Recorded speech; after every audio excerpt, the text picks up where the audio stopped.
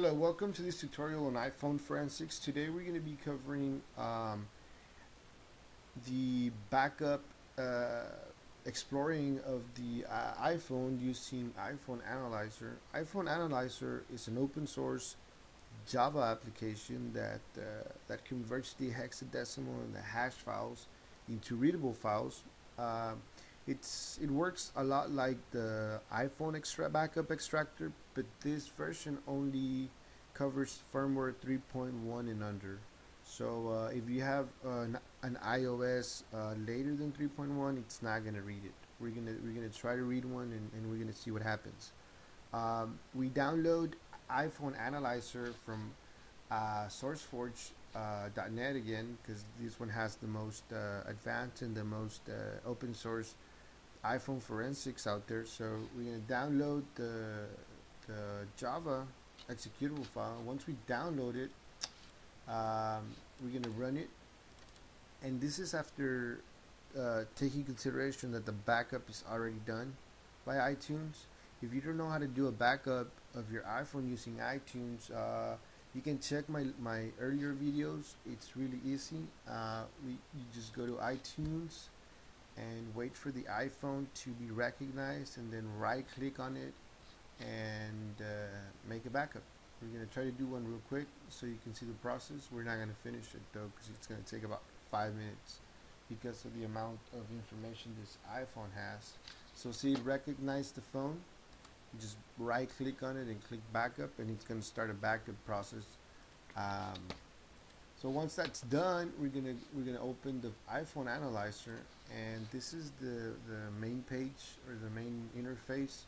It has two major tabs. It has the bookmarks and the file system, and we're gonna click open, and we're gonna go to history, and we're gonna open this one. This one's an iPhone with a 4.0. It says an unexpected problem has occurred and been logged. Please email to the following support at this website. And if you go to details, it says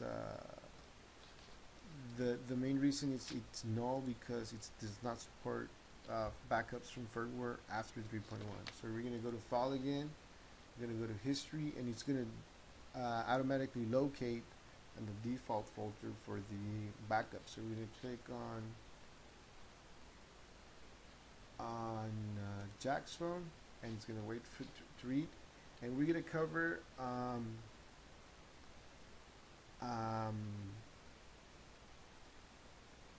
many things in this thing. We're going to do we can do photos, and it gives you. This is basically more of the browsing activity I've done with this phone.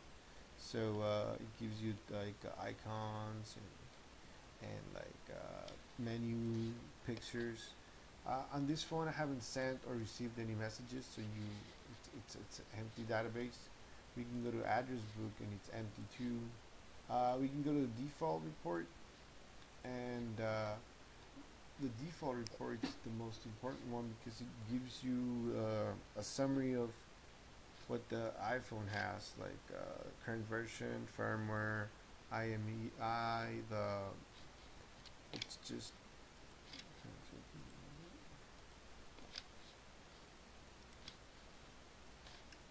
so this is the default report. It gives the date, the GUID, the unique identifier for this iPhone. This product version is the firmware is 3.1.2.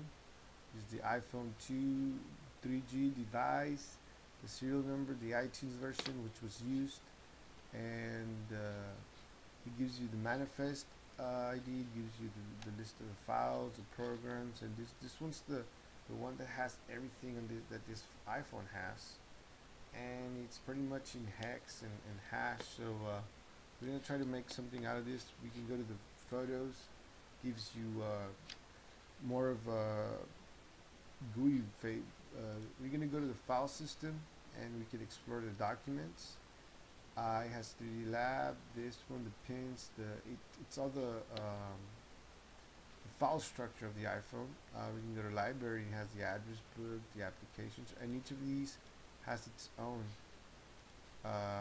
submenus. So you can look at cookies, keyboards. It's the same thing. Safari. We can go to a suspend state, plist, the history, the bookmarks, the voicemails.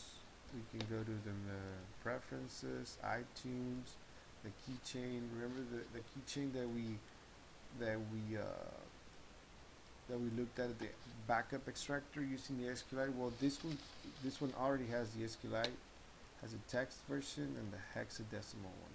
So we can do the SQL and see and we do the browse data, and we could put the inet, and it's the same result we got using the SQLite version.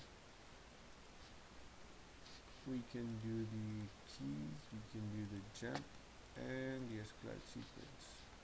So pretty much iPhone Analyzer is very powerful. It contains its own SQLite browser, uh, and it gives you the option of viewing it in text version and hexadecimal.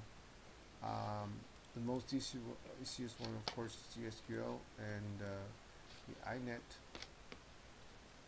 Um, and you can pretty much browse anything on this phone.